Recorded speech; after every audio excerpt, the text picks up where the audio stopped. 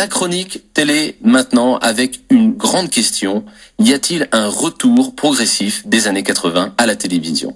Alors après les déferlantes compilations musicales faisant honneur à Émile et Images, Désiré Less entre autres, et les comédies musicales comme Fame ou Rabbi Jacob bientôt, la télévision est-elle en train de faire du neuf avec du vieux, si je puis dire ?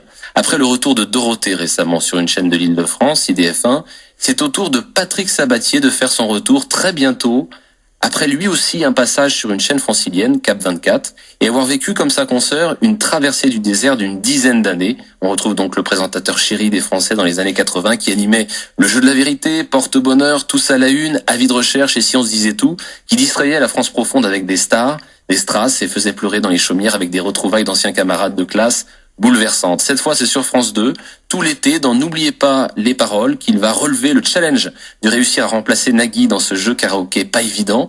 Réponse d'ailleurs dans quelques semaines avec les premiers résultats d'audience communiqués comme d'habitude par Médiamétrie. Mais le retour de Patrick Sabatier évoque-t-il un retour des années 80 à la télévision et une vague nostalgique à travers ses comebacks audiovisuels? Il y a Patrick Sébastien et son émission Les Années Bonheur qui revisite les standards des années 80.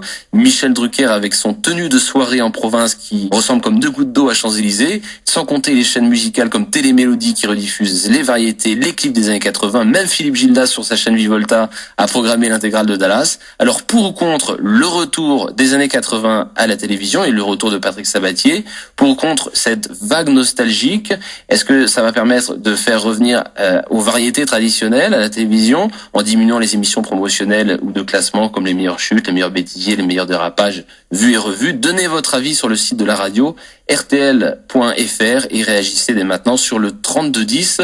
Je prends les premiers appels dans un instant, mais on va marquer tout de suite une première page de publicité.